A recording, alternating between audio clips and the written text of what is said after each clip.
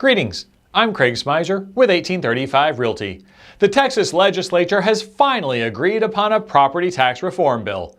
It took until the second special session, but it's been unveiled and is expected to pass shortly with broad bipartisan support. While there are multiple facets to the group of bills that comprise this reform, two items stand out above the rest. First, the Homestead exemption for school district property taxes will increase from $40,000 to $100,000. So for properties that have a homestead exemption, the school district will reduce the appraised value by $100,000 before multiplying by the tax rate. For example, if you have a house with a $500,000 tax appraisal, your school district taxes will be based upon a value of $400,000. So how much money does this actually save you? Well, simply multiply your school tax rate by $60,000, which is the amount it's increased, and then you've got your savings. Now this change must be approved by Texas voters, so it'll be on the November ballot. It's going to pass by a huge margin. Again, this is only for properties with a homestead exemption.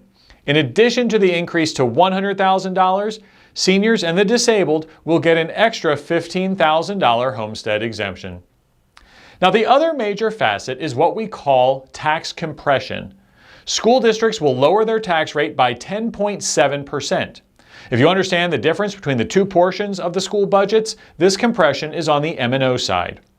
This reduction in taxes impacts all properties, so it's a benefit for owners of commercial and investment properties, not just those who have a homestead exemption on their primary residence.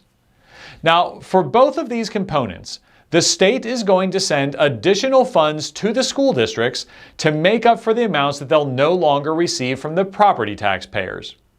The estimated total cost of these two items is over $17 billion for the two-year budget period. As a reminder, the whole reason we have property tax reform this session is because we have a surplus in excess of $33 billion for the two-year budget cycle. These provisions will take effect for the 2023 tax year. If you're wondering what the major sources are of tax revenue for the state of Texas, it's things like sales tax, taxes on the production of oil and natural gas, and business taxes. Property taxes are generally a local tax that's levied. Now, another part that I'm very excited about is the addition of elected positions to county appraisal boards. Currently, the 9 members of the county appraisal board are appointed by the major taxing entities of each county. That's like the foxes running the hen house. 3 of the board positions are now going to be elected by the general public. And yes, I understand that we're in a situation where the taxing entities will still have control of the boards because they appoint 6 members, but I hope that the taxpayers will finally have a decent seat at the table, be able to voice opinions, and learn more about what goes on behind closed doors.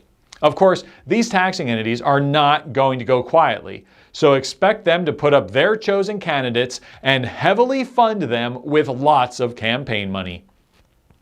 Now on to the portion that I find least likely to help anyone.